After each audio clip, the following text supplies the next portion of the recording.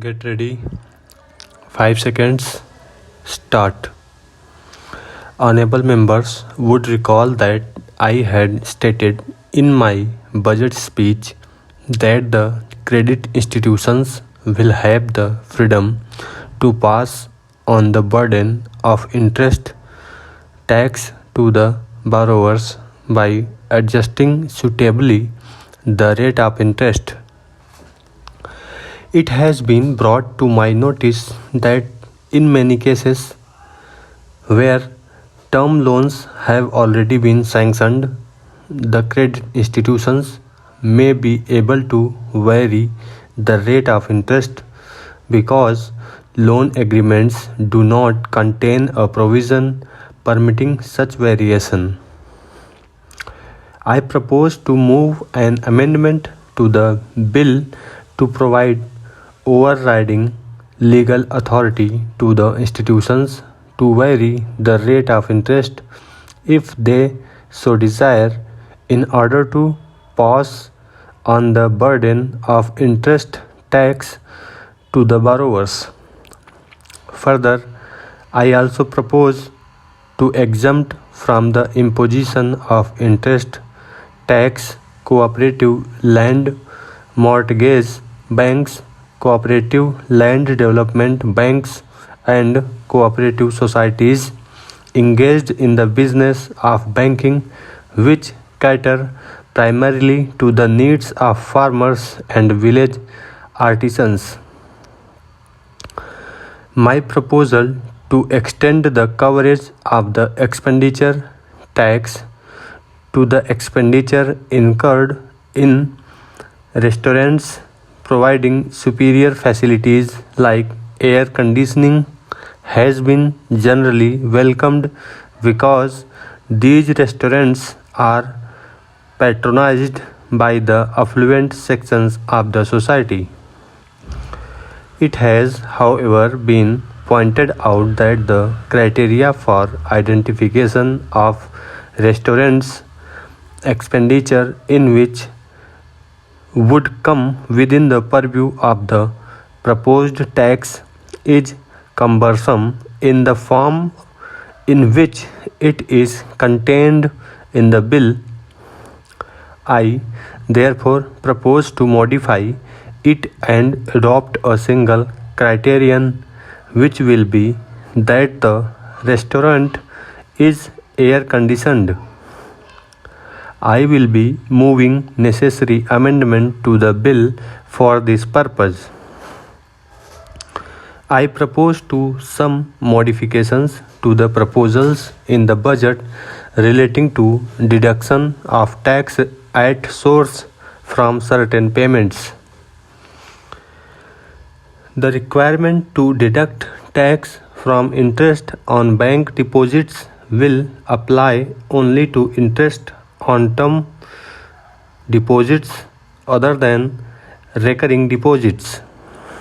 Further, cooperative land mortgage banks, cooperative land development banks, primary agricultural credit societies, and primary credit societies will be taken out of the purview of this requirement.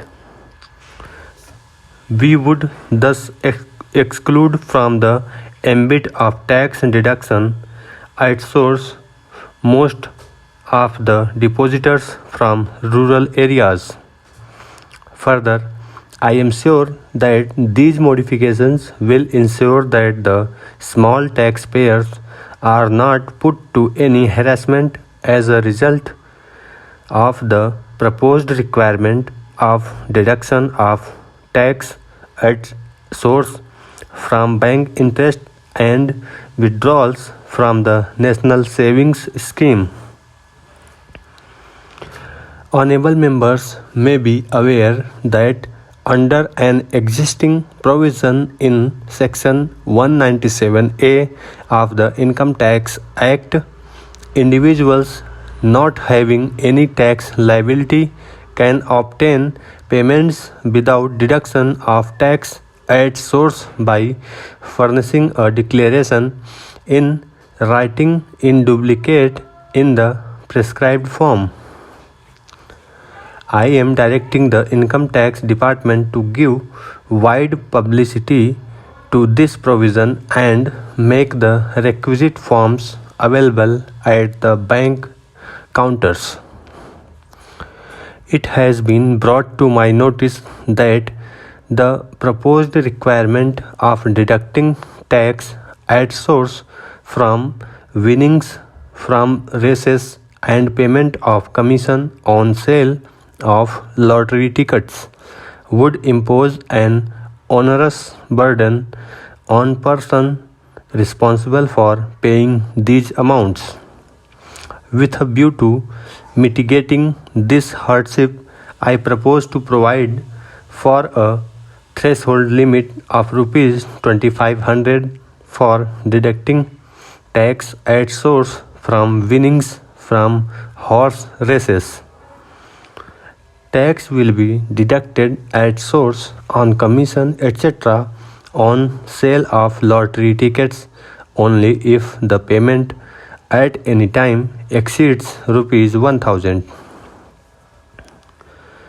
I also propose to make a clarification amendment to Section 32 of the Income Tax Act relating to deduction for depreciation in computing business profits for tax purposes.